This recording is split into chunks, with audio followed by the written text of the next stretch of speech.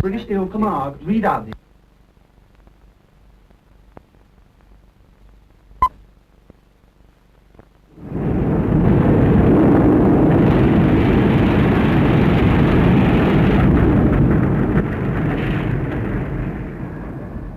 The making of steel.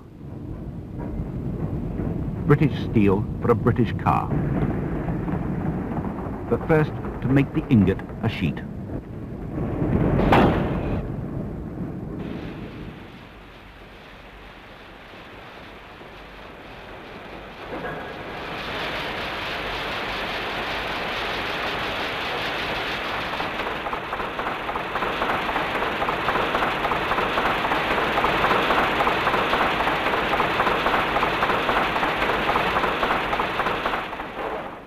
And now this sheet of steel from Port Talbot in Wales is destined to become part of one of the world's best motor cars. And like every component, every piece of trim, it has to be the best. Here in North London and at Crewe, craftsmen fashion the shape of the car to come. Already body shells such as this have been through every test to meet current international safety standards. They exceeded them all.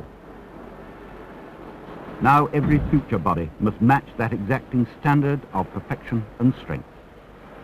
Slowly, the steel body shell is built up at the Mulliner Park Ward factory. Nothing is hurried. Hands of craftsmen know their own pace. These are hand-built and made to last. Where there's any chance of corrosion, zinc-coated, heavy-gauge steel is used. Looking to the future, the wheel arches have been designed big enough to cope with anticipated developments in tyre technology. The thing begins to take shape. Each one of these cars will take about 24 weeks to build.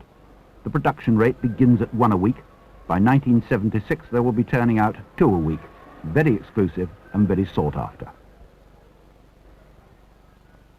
There is one man in this organization whose sole job it is to go round the world selecting the walnut wood for this veneer, and then to make sure of the perfection of the matching. That is how it has always been. That is the tradition. The customer will notice the change of fascia, but other things never change. Luxurious cars must feel as well as look luxurious. Pleated Nuella hide is chosen for the trim.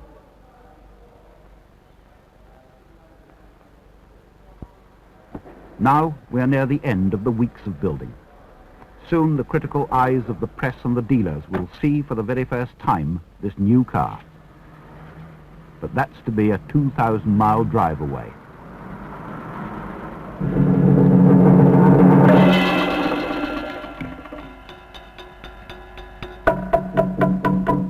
Altogether, 11 cars are making their way towards the Island of the Sun, as it's called by the travel brochures. But the first stop is Southampton, en route to the continent. This, the second of 2 convoys ready for loading.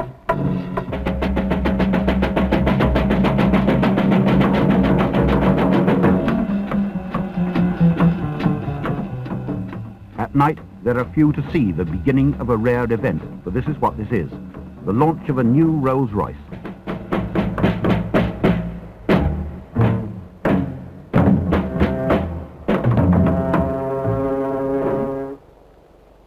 The island of Sicily is dominated by the burning mountain of Etna.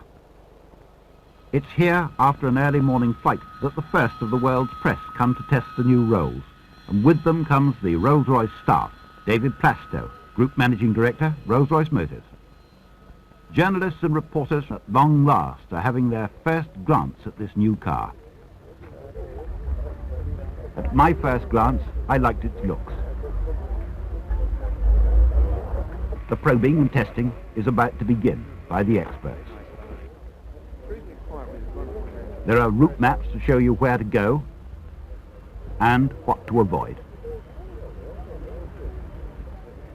The island of Sicily has been invaded many times by Goths and Byzantines, Normans and Bourbons, but it's never seen an invasion such as this, the invasion of the new Rolls-Royce Camargue. In every car are 3 men who now apply their own sharply critical faculties. And in judging a Rolls-Royce, there is no doubt that we all apply one standard, the very highest. Is it still the best car in the world?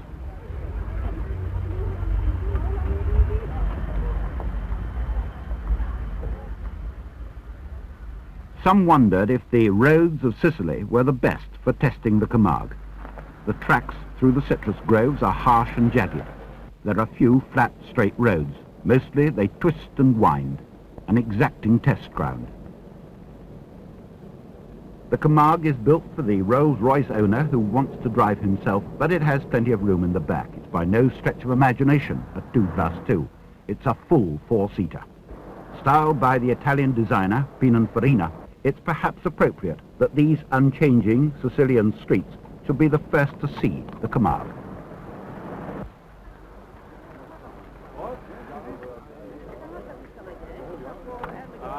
There was no doubt that whenever and wherever we stopped, there was soon a knot of people wanting to take a look, and not only at the outside. Under the bonnet, a well-proven mechanical unit, a 6,750cc aluminium alloy V8 engine, which, with its lower compression ratio, can operate well on reduced lead content fuels. If you can persuade someone to try, they'll find that the big doors give plenty of room for front and rear seat passengers to get in.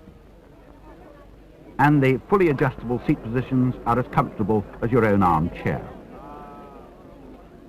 One day, who knows, maybe he'll own one. Nearly every one of the motoring correspondents remarked upon the use of space with the Camargue. Not only inside, but also when it came to luggage room. It could carry anything, or nearly.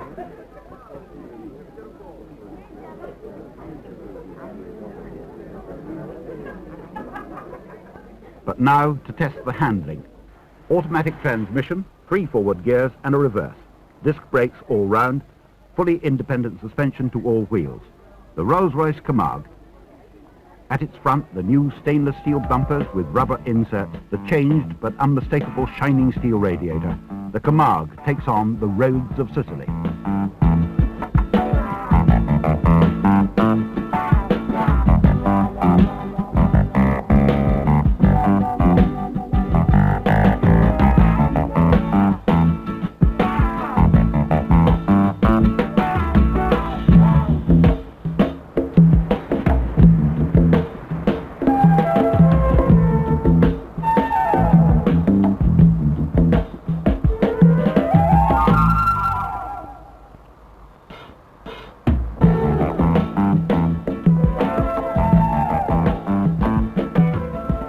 Been tested in all weathers, in all climates, but no matter what the temperature outside, inside a major technical innovation. Fully automatic air conditioning with completely independent temperature control at upper and lower levels.